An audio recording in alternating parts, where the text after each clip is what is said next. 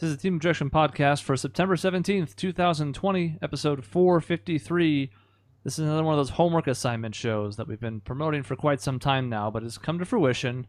Shaun's the one who put it together, therefore he's the one in charge of running it, and I'm just absconding all my responsibility. Go. I love it. So, yeah, I thought it would be fun. We're all pretty accomplished gamers, I think. Well, two of us, out of the three at least. And, I won't even say who. I'll let the viewer decide. And I thought it'd be fun to actually... Dave kind of touched on it last week. I don't remember how. But you talked about, like, you got really good at some kind of game. Or either really bad. Maybe it was the Zelda 2 conversation where you were like, I'm terrible at this. What would it take for me to do it? And I was like, It sounds like that's the perfect segue to the homework. So... I want to talk about the games that you have gotten the best at, that you are like proud of saying, like, I got really, really good at that game. Like all time good, like better than anybody else in the world good at this game. And then to bring us right back down to ground level, I want to talk about the worst, like the games you could just not wrap your head around. And so we embark. All right. So I want to elicit, take a quote from Homer Simpson about the best game. If you're better than anyone else in the world, no matter how good you are at something, there's always about 1 million people better than you. So we got to take that with a grain of salt. So, no, not if you're good enough. Yeah, it's very rare when that happens. I'm actually going to go first because I think I have more. I did like a few for each category. Dave did one for each category. We know that. Chris is the wild card. So Chris should go second. So the best I ever got as a game, I said I did a lot. I have I did a lot of the worst ones. It turns out I probably only did one of the, anyways, it's fine. I'm going to start anyways. DMC Devil May Cry. Do you know this game, Dave? I know of it. So not the original Devil May Cry, the remake that everybody was all mad about. It was actually really good. And if people could get over it, they would enjoy a really awesome game, but they couldn't. Because they're all butthurt and it's the internet and it's society. So it like they like abandoned it and I was like really sad. But anyways, I got so good at this game. What I love about it was the mobility. So you have like things to do with like I forget in that game if it's your hands or like your sword. I think it's your sword hooking out. So you have like a hook that you can throw your sword. And there's like a double function where one, you can throw it and bring yourself to the enemy. And then there's one where you throw it and bring the enemy to you. So you can do these crazy combos, bring the enemy to you, hit him a bunch of times, juggle him in the air. And then to get out of a bad zone, you then hook it to go back to them, then do a bunch more combos. I was like routinely, I don't know why, because I played other Devil May Cries that I've been okay at, but not great. But this one is so intuitive for me. And I got so goddamn good at it. And let me illustrate for you, Dave. So there's like normal, hard, extra hard, and that's all fine. I beat all of those. And then you go into a difficulty where it's called heaven or hell. And or maybe it's hell and hell, where you hit the enemies, you kill them in one hit, but they also kill you in just one hit. So that was really hard. Did that one. Then I did one where the enemy still kills you in one hit, but now they have their regular HP. That is crazy and too much. It was too much, but it was very fun. And it was very satisfying. If I have to make a comparison, I'd compare it to God of War, I think, with Chaos Blades. Oh! Yeah, probably. That's not bad. And a few other games have done something similar. But this one is just so intuitive and it was mapped easily. You didn't have to memorize a bunch of stupid combos that like don't really make sense into what you're inputting in the character for him to do the thing that you're asking them to do. Here is just so intuitive. Just a few buttons and triggers and you're left to figure the rest out. It's great. Huh. Okay. All right, Chris, you're the second. I have a follow-up question, but I'll save it for the end because it's not really appropriate right now. Dave, you got to get your kid. This is Team Objection After Dark. I gotta get my kids to bed. Mm-hmm. Otherwise, it's not after dark. It's just like regular time. So, All right. This is a tricky one for me because I feel like I've always been pretty decent at games overall, and I don't know that I've ever spent a ton of time trying to be good at them. A lot of it's just happened via osmosis, either because it's something I've played a lot or because it's something I wanted to be good at and then put in some work to do. I think the game I got the best at was Gunbound. So that. most people won't have heard of this. It's been dead for quite some time. It's supposedly going to have some kind of revival, although it was supposed to have had an announcement back in July, and there's been radio silence since then, so that's not a particularly good sign. But it was basically like a 2D Korean version of Tanks. People haven't heard of Tanks. You've probably heard of Worms, or any of those kind of, like big map, attack the enemies, and blow up the ground underneath them type of games. We played a ton of this back in college, and even the first couple of years after college. There was something that was just really fun about it. It was co-op to a sense. You could play on teams, so it would be like, same team 4-on-4 kind of deal. And between the precision needed to have the spacebar hit exactly the right distance for the shot, and being able to kind of guesstimate the angle, the wind, all those kind of factors, kind of like playing pool or something else where you kind of need that geometry of a sort, I feel like I was really, really good at it by the end. I still remember pretty fondly, there was one time there was a dude, you could dig underneath people. One of the viable strategies was to not kill them by damage, but by taking out the ground underneath them and just plummeting them to their death. And it got to the point where there was a guy sitting on basically a pixel. Like he had a speck of dirt. Somehow he was sitting on it. That made it almost impossible to hit the dirt because he's on top of it. But I used a tank called the J-Frog. It was just a frog. I don't know what the J was for. Jump? It's unclear. Jump Frog. Jump Frog. And the frog was weird because it had to land its shots on the ground, and then they were like little frogs that would like roll across the ground and then explode after a couple seconds, which is a problem if you need to land it on someplace where there is no ground. But I managed to stick that pixel for like the last kill of the game, so it hit and it was just like because it had nowhere to go. It was just the one pixel, and then blew up and killed him. It was just one example of it, but I think just because of repetition, having a good eye for angles and geometry and the like, it was a subject I liked quite a bit in school. It was something I got really good at. It was where I don't think I was a top player, but it's always hard to tell because in that game you could buy your way to having really good stats and then, make up for your perceived lack of talent. So, I don't know. But I feel like I was pretty damn good at the very least.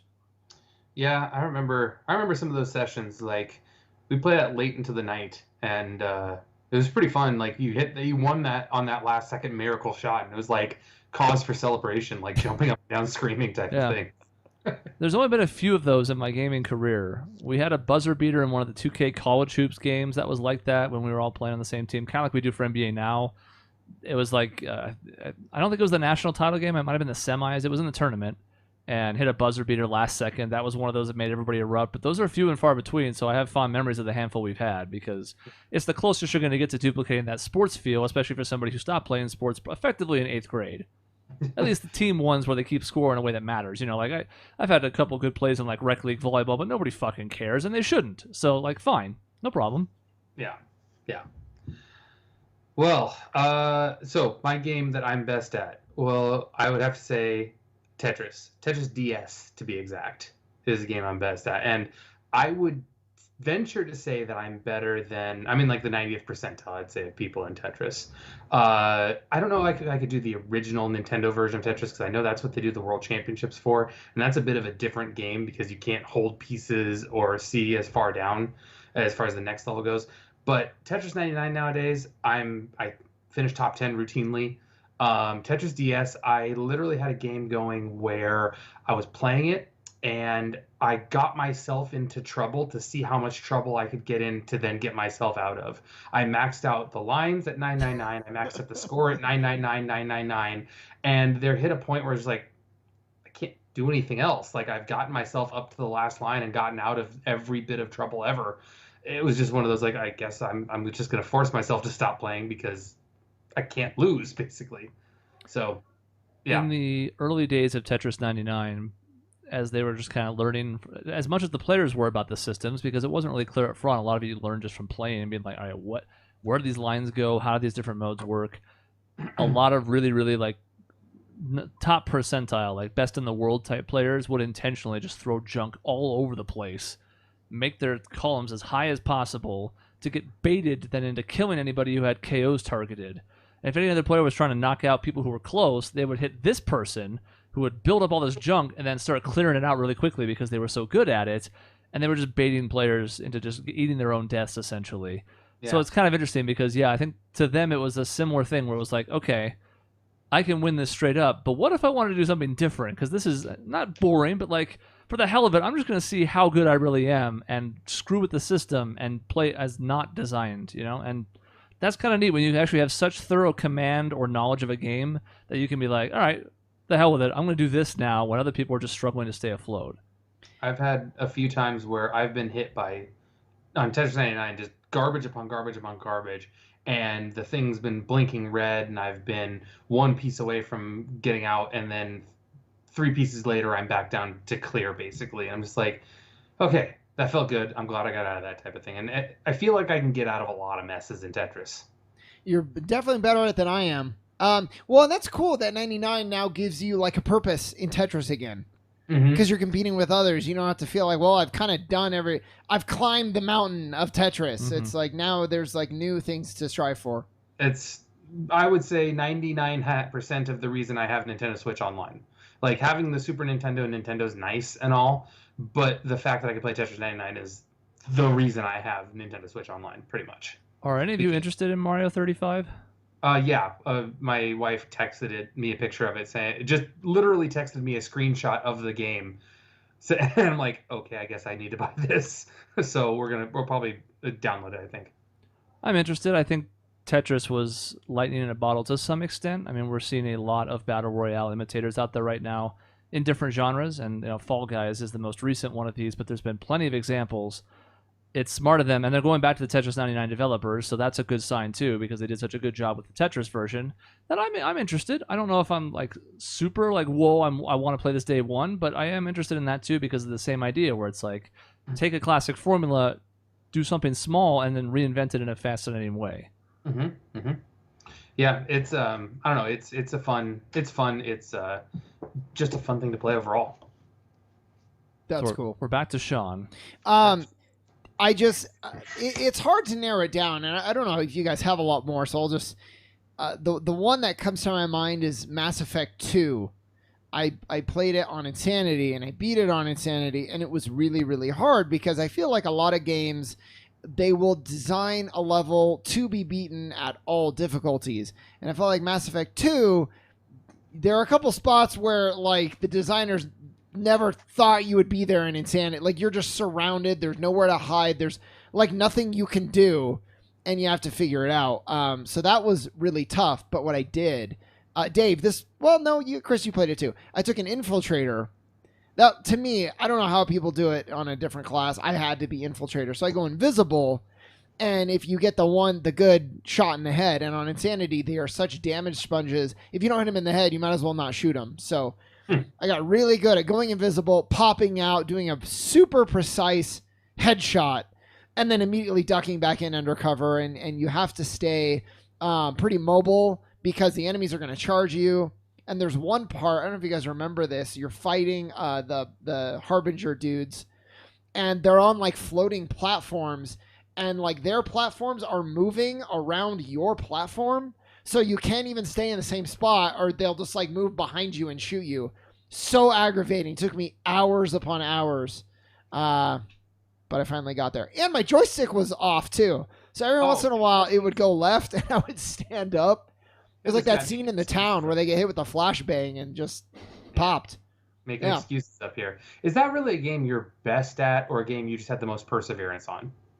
Well, it probably neither, but it comes to mind that I got really good. Like I'm always okay at first person shooters. We got pretty good at like Left 4 Dead. But I'm never like, because I don't do competitive, so I'm never gonna be that good. And that was a shooter that I felt like I got really good at.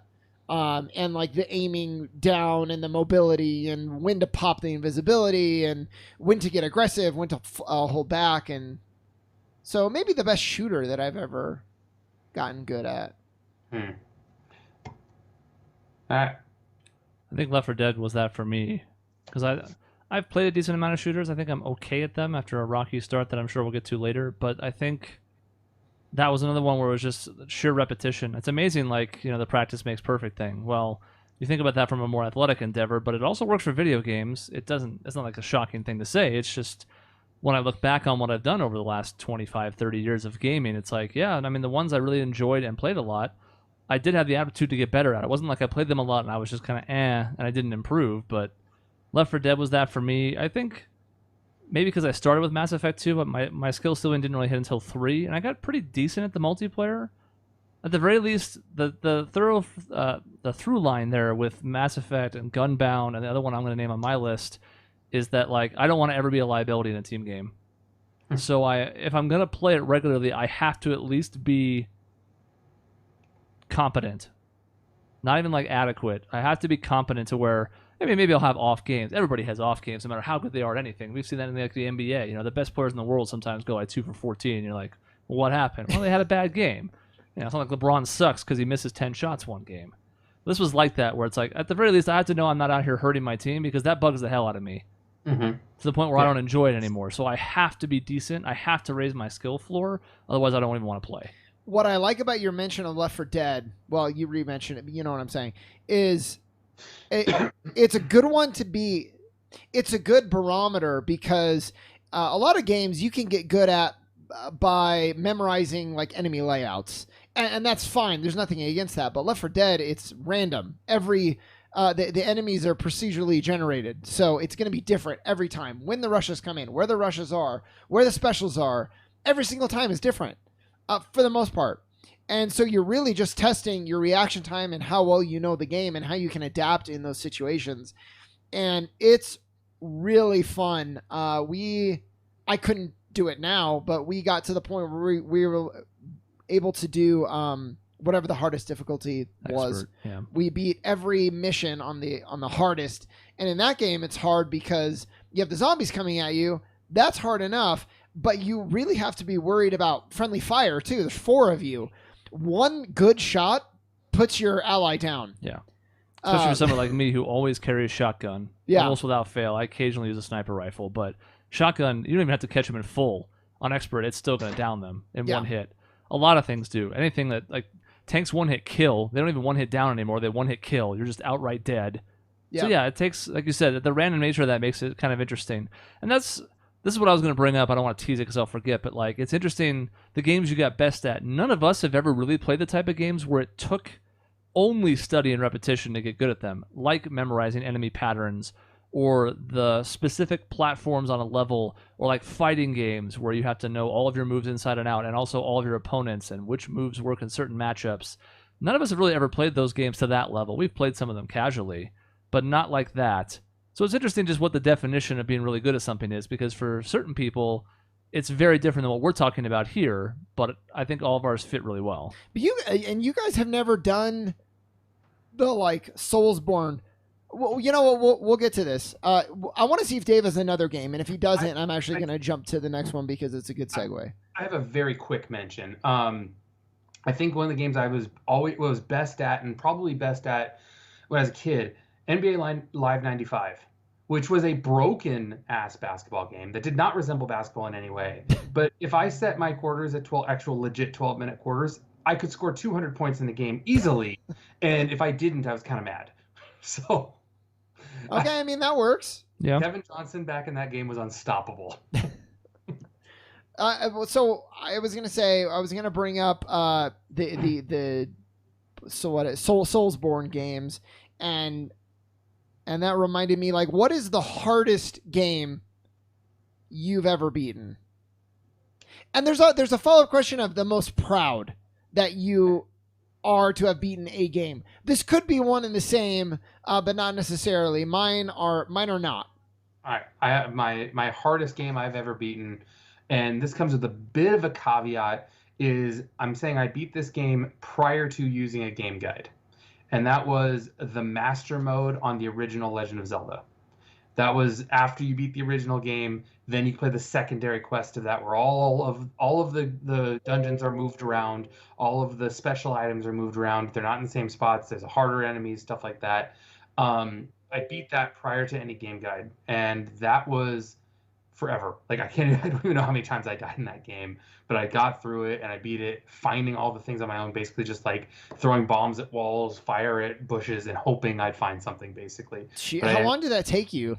Oh God, I don't even know. I mean, the majority of my 12-year-old year of me being 12, I'd say. Jesus, I couldn't even beat that game, the regular game, with a guide, barely. I mean, it was still hard even with a guide. So I will say, recently, as Shaun said, I beat Zelda 2, but I can't count that as beating as like a hard game that I beat because I had save states and the ability to rewind on Nintendo Switch.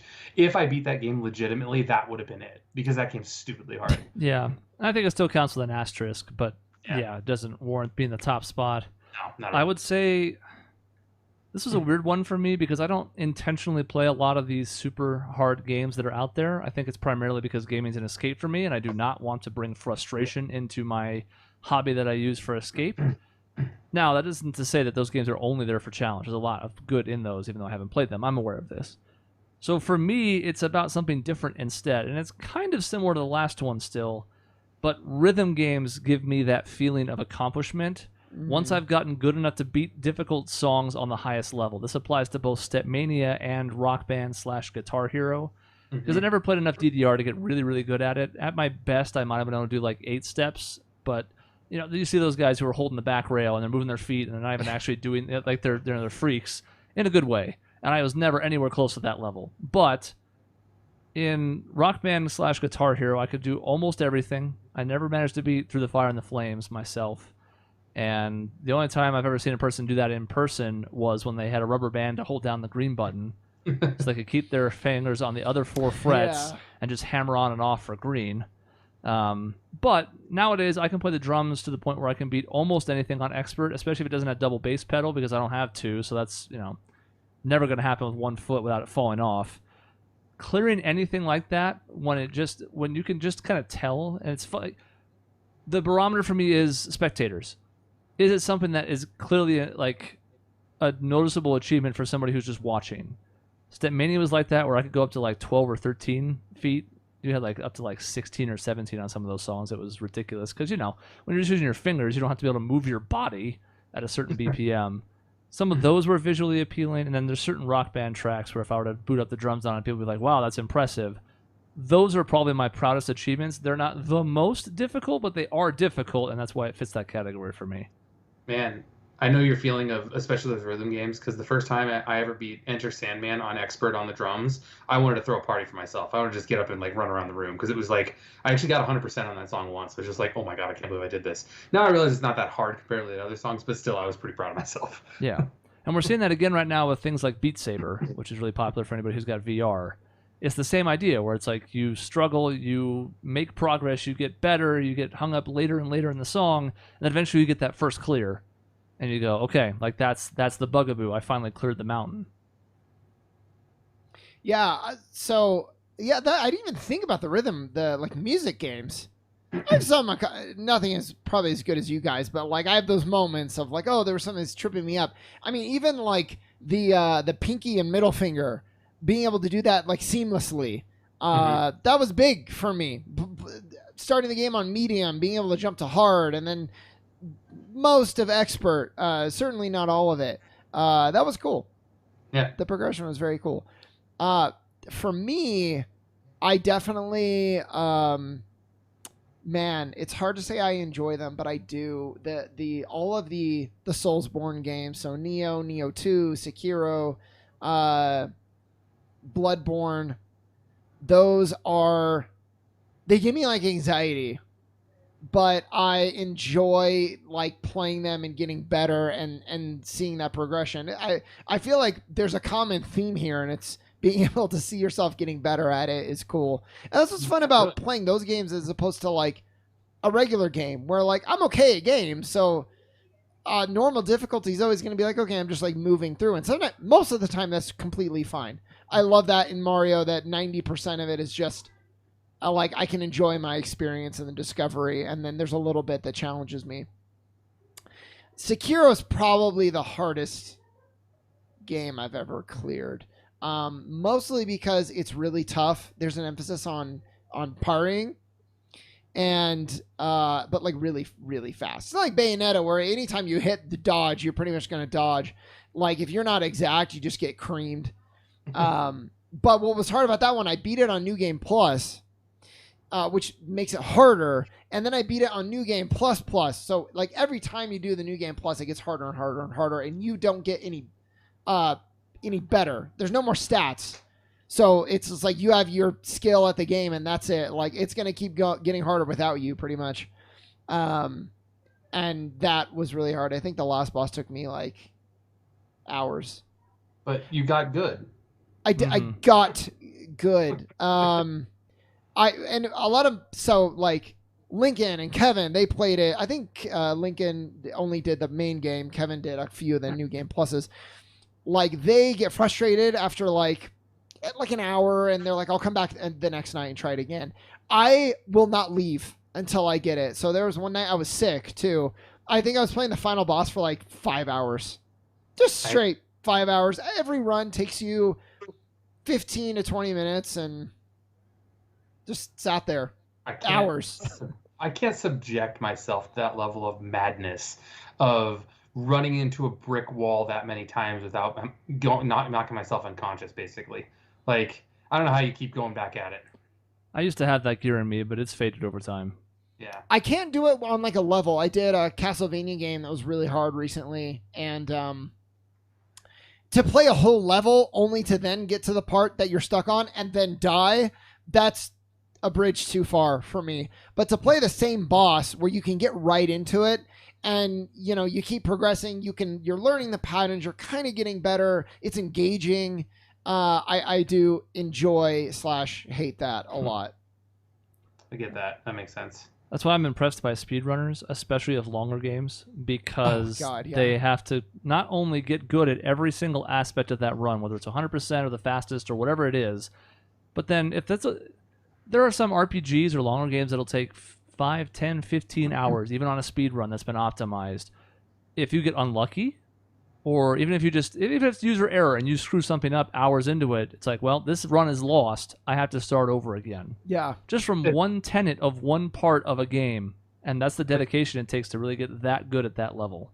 That's crazy when you do those 5-hour games that you're trying to speedrun a 5-hour game. Like I've watched plenty of videos about speedrunners just being like Mario 3, and how precise they have to be, and lucky, because there are bits of randomness in that game that you can't account for to speedrun it. And I can't imagine getting that good at it where your finger slips and you mess up the entire run, you got to go back to the start, or the hammer brother doesn't move properly and now you got to go back to the start just because of something out of your control. Yeah. There's a mental thing too, because like playing a game like that, or even shooting a bunch of free throws, if I'm trying to hit we'll do 3-pointers. If I'm trying to hit a certain amount of 3-pointers in a row, I will always get to like the 1 or 2 before my goal, and I will 95% of the time I choke it away because I do something different to my form, because I know that I'm getting close. And it's the same with a game like that. Like my hands start getting sweaty. I'm thinking about it too much, and I make the wrong input, and you have to be like, the mental fortitude is insane as well. Mm-hmm. Yeah, I can't imagine going through that. But so, I mean, I can't imagine you going through that too, running back at that same boss as Sekiro for 4 or 5 hours straight, because I would just be like, want to throw my controller through the TV after a certain point. Yeah, well, and then you have those. You're like, I'm getting close. I think this could be the run. And then it makes you like a little overly aggressive on one of the things. So I attack when I should have blocked, and that's it. So was there a game that you were so bad at, the worst at, that you couldn't do that? You couldn't keep hacking at it? Yeah, definitely. Well, really quick. Yes, absolutely. I actually have a couple, but I just want to shout out to the proudest I am to have ever cleared a game was the original Ninja Gaiden on the Xbox. So this is like the first Soulsborne game, which has nothing to do with like dying and respawning or anything like that. It's just balls hard. And people buy it for its reputation of being hard. And when you play it on an easy mode, they mock you in the game. Like the whole culture is this game is really, really hard. And I got it in high school because I heard good things, and I couldn't get past the first level. I mean, no way, not even close. And I was like, this is too much. I'm going to return it. Took it back to the store, didn't have their receipt. They were like, no, we refuse. I was like, this is unbelievable. I was just in here earlier today and I bought it. And they were like, sorry, it's policy. It's like, fine. So maybe it was a fuck you to Hastings, But I went home and I was like, all right, I'm just going to bash my head against the wall and beat this thing. And to eventually get there, beat it. And I got actually really good at it. It's really tough because every segment they're throwing something different at you. Like, oh, you got good fighting these guys. Now there's like these guys who are even harder. Now we're going to be shooting arrows at you while you're fighting. Now the platform's moving. It's like there's no end to the ridiculousness. That was like the first really hard game that I ever beat, and I was very proud. Well, I can even appreciate that when they aren't damage sponges. Like was that the case in that game where you just like have to hit some guy 1,000 times to make him die, or was it just more things getting thrown at you?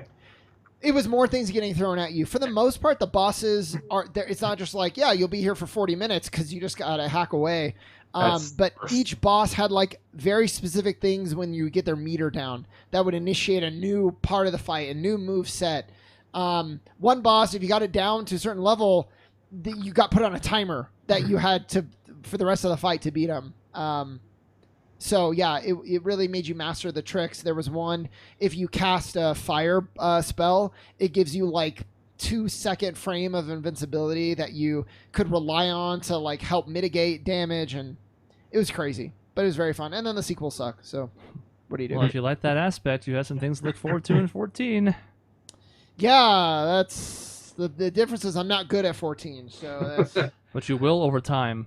The last thing I'll say in that category before we switch is I have played some RPGs on extreme difficulties, but I'm not sure how much they count because to a certain extent, I mean, there's a skill floor and to some level, sure, but a lot of it is just like you can also grind your way out of situations. Depending on the game, some RPGs are kind of grind-proof with the experience scales, but some of them you can be like, well, I'm getting my ass handed to me. I'm going to go get 5 more levels and come back and try it exactly. again. Which is still, I think, worthy of some mention, but it's not like it's something you can do on your own end. It takes time and effort, but it's not like I have to improve my ability or else I'm not going to get past this. That's why I was so proud of Sekiro, because like Dark Souls, you can just like level up all the way. It would take you forever, but you can if you're not that good at it. Sekiro, like you're capped, and like for the most part, and that's it. So you just gotta understand the mechanics, or like it's never gonna happen for you. Which is so funny. I don't know if you guys know this, because Nintendo's not necessarily known for being like super difficult, but Miyamoto actually was quoted saying like I don't really like RPGs, because RPG, if it's challenging, you go out, you grind, and in that way anyone can get good at an RPG. With Mario, you're gonna have someone, if they're not good at Mario, they may never be good at Mario, and I like that. I was like, wow, that's sadistic, sir. Wow. Well, I mean, you just got to memorize. Yeah, you memorize it at that point, and your muscle memory takes over with Mario eventually. But sure, but like his point of like, you can't just go buff yourself, you know? Yeah. Have you guys seen some of the Kaizo Mario games? I'll have to hook you up after this is done, because I'm sure they're awful. Like, they're just levels that are intentionally designed to be the hardest fucking things on the planet. To the point where even where you think you have things figured out, there's invisible blocks you hit. If you take like an optimal jump, you die. You have to take an intentionally suboptimal jump to avoid an invisible block. It's just like one example of those games. That's a hilarious one where like a person does the optimal jump, hits a block, dies. They go a different way, hit a different block, dies. They go another way, different block. And then in the video I was watching, they finally get through, very next one, invisible block, and die. Is that like the stuff you make on Mario Maker type of thing? That's become super popular in light of those 2 games coming out. They existed before that because there were ROM hacks and the like, and you could use emulators to build your own levels in the style of a Super Mario World or something. But yeah, they've really taken off in popularity since those 2 games came out. Even the Lost Levels was like they started introducing those invisible blocks and stuff like that. Hard. Yeah. Really hard. Yeah, and can't do poison mushrooms, other things where it just kind of messes with you as a player because you've been trained to this point to be like, oh, mushroom, that's good, I need that. And it's just slightly different color, and you go, oh shit, get away. And I get tilted when I play games like that, so like... Yeah, I can't imagine that. I could get through like a Dark Souls. I would be frustrated at points because of the difficulty, but I'd be like, all right, sure, I can get better at this. I'll put in the time and I'll do it. Those would take too much effort and be too much frustration for me personally. I admire the people who can do it. And you know, sometimes those games can be like you're conserving your lives and like you've built up over the whole game. And then I get tilted and I just like I just start throwing them away. It's amazing, right? Yeah. And it happens in so many different things. I mean, poker's another example. You use the word tilted, but that's another one too, where it's like if you don't have the mental fortitude, one mistake can spiral really quickly. Yep. Yep. So you want to mention our proudest games ever, and then we'll go to the last category. Well, I already did mine. So if your hardest was not your proudest, definitely I want to hear it. My hardest was not my proudest. My proudest I was beating was surprisingly Persona 5. And that was because, one, I didn't expect to like it upon hearing it first, just because I've never gotten into that style of game. RPG turn-based, absolutely. But more of the anime, Japanese type of game I haven't really gotten into ever before. And two, the length. The fact that I got through it in a reasonable amount of time, I think. And the fact that I beat it. I didn't die very often. So overall, I mean, I think I was most proud of being that just for the length of time, how much I enjoyed it, and the fact that it blew away my expectations. That was kind of my thing with how much I loved it too, right? Just the expectations. And I came into it with high expectations because I liked 4 quite a bit, and I enjoyed 3. And I was like, man, 5 looks like it has the trappings of something I'm going to like quite a bit. To have high expectations, which I don't generally do, and then have a game exceed them, man, that's a good feeling because it's so rare. Yeah. And it's kind of funny, too, because if we told Dave 3 years ago we're going to have you play that game, he would have been like, no. Too long, I'm not interested, whatever. But you've kind of evolved over time, and also I think you took our recommendations. I mean, we gave it strong, real fucking strong recommendations. So now it is kind of cool, because, yeah, I mean, 3-5 years ago, God forbid, like 15 years ago, I've been like, yeah, I'm not playing that. Like, that doesn't interest me. I don't even want to give it a shot. Yeah. Yeah. But it was fun, and it blew my expectations away. So beating it the whole way through, getting to that final like credits scene, I was just like, I put the controller down, I was just like, wow. Yeah. Type of feeling. So isn't that great? I mean, how often have you had that in your lives? A half dozen times with TV, movies, games, where you get to the end of it and you're like super sad that it's over, but also appreciative? I get that, definitely. Sad that it's over for sure. Yeah, that's exactly how I felt. Because you know, like that's an experience that you're not going to be able to duplicate very often. I mean, that happened with a couple of anime, a couple TV shows, a handful of like it's probably a dozen. I can maybe count them on both hands in my lifetime where I've had one that blew me away that much, where I had to kind of just sit there and think about it. That should be a future list. Is like the games that what's the way to put that that you were sad to finish. They left you smiling and satisfied. Media after which you needed a cigarette. Yes, exactly. Man, I have a few of those. Because you have some. You know what? The first 2 I thought of. We are going to do this. The first 2 I thought of, it was because I enjoyed it so much, but the ending itself was bittersweet. Mm-hmm. So it's amazing what kind of impression that can leave. That's all I'll say for that right now. But Chris, we gotta hear your proudest one. I don't know if I have one. I know that sounds weird. I don't think I've ever had to overcome difficulty to the point where I was happy to have beat something. So this is a category where I don't have a whole lot to offer because the things I've beaten I've sort of expected to. If I'm going to put in the time, I expect that I'm going to eventually get through it. I don't know if I've ever had a game that I enjoyed and couldn't beat or didn't get over the hump on. So I don't really have one. It's kind of a cop-out, but at the same time, I really don't have anything that I think fits. I'm trying to think of a counter, but like I can't really. Like I have been proud of things like when we beat all the levels on Expert and Left 4 Dead, like you mentioned. There have been things, yeah. But like proudest, like one where I was like, yeah, that's my crowning achievement. I don't really have anything that I think fits the bill. I'm gonna assign it to Left 4 Dead Expert for now, for an interim assignment. Specifically, all of the like any given map, you're like that was really cool. But yeah, you're not feeling like, oh my god, I'm swelling with pride. But to do it for every map in that game, that was pretty cool. And then to survive, because there was an achievement if you actually, because I don't know if you played Left 4 Dead, Dave, you can actually, you can beat the campaign but die in the final like scenario. So to have beaten it and then survive in the end, that's pretty cool. Yeah, that's actually up on my list pretty far too. There are those moments when you're playing Left 4 Dead when you finally like the helicopter comes in and picks you up and you're like, oh thank God. Oh, it's over. Well, and actually, it's funny. Left 4 Dead is going to keep coming up because I love the moments where you're going to survive and the helicopter's there and you have a clear path. You're right there, but one of your friends goes down and you're like, and then you go and you like get them. And sometimes it's a bad decision and you die too.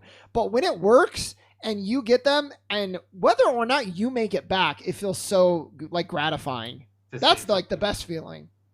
Indirectly, if I did have an answer to that category, it might be Left 4 Dead, but not the expert ones, although I think that's a valid one to bring up. It might be the first time we beat it. Oh, yeah. Yeah. We spent like an hour and a half on the final level of No Mercy. And that's not counting the time that Gary was on the phone. Yeah. But just like learning from the finales, because the finales are sort of different from anything else. There's rushes and stuff, but the finale has this structure to it that is very hectic, challenging, and especially in the higher difficulties, punishing if you make any mistakes. And we kept dying. We kept trying to find new places to hole up. Like, all right, where do we make our last stand? Can we do it here? Got overrun. Terrible idea. What about over there? Let's try this. Let's bring these weapons. Try this configuration. That was an example of, especially because we had to work together so well. I mean, I'm obviously a huge fan of co-op. I've talked about it a million times, but that one kind of sticks out as one where it was like after it was done, we felt like we had really earned it. Yeah, I absolutely agree. And that was at a time where we were all, all of us were figuring it out at the same time together. Yeah. Later on, when Jason would join, he was a veteran, and you eventually became a veteran as well. Which was still fun, but it's not quite the same as that first time when you're all trying to figure it out together. Yeah, which is why I'm most excited for the next 14 expansion, if everybody sticks with it, because the most fun time in that game is going through something blind. Yeah. Having to learn what the hell's happening, what attacks are coming at you, what positioning, what allies do what. There's a lot of fun things in that game, and it's fun to run with people who've done it before who can give advice and help out, but nothing that compares that experiment of doing everything together for the first time and learning as a group. Yeah, definitely. Well, so there's a whole other part to this. This is the worst you've ever been at a game, and I actually have a lot to say. So I kind of want to just push this to another episode. Yeah, we can't end on a down note. No. We can, but it's not going to work this time just because I am honestly surprised at how much we had to say about this category. So there you go. My final note will be shout-outs to the LA Clippers for blowing a 3-1 lead and erasing the Warriors from that meme. Especially given that they had a double-digit lead in all three of those games and then got obliterated in the second half of all three of them. And shout out to Doc Rivers, who was already the only coach to ever blow 2 3-1 leads and is now about to become the only coach to blow 3. It's stunning. I've been kind of checking in on this while we've been talking, and they just got their ass kicked. Yeah, I have it on the side. I keep glancing over. I'd probably be trying to pay a little bit more sneaky attention, but it's a 20-point game with a minute left. So. Yep. Shout out to the Nuggets for shutting that down. We are denied an LA versus LA playoff game, which I'm okay with. I'm totally fine with. And I don't know if a Denver-Miami final is going to be good for the league ratings, but nothing would make me happier personally. Mm-hmm. Yep. Oh, yeah. Everyone wants LA, Boston, but Denver, Miami, I'm going to be just fine with because those are 2 really scrappy teams. I'd love it. Exactly. Yeah. So that was all. We're not going to do a deep dive in NBA analysis because there's not much to talk about here. I mean, we could. We could talk for 45 minutes about it, but there's no need to. Just see you later, LA. It was fun. Go fuck yourself, Marcus Morris. Have a nice offseason. Yes! That's what I'm most happy about with that, by the way. That also opens up the possibility that neither Morris makes the finals now, which was impossible if the LA teams played each other. So... Mm-hmm.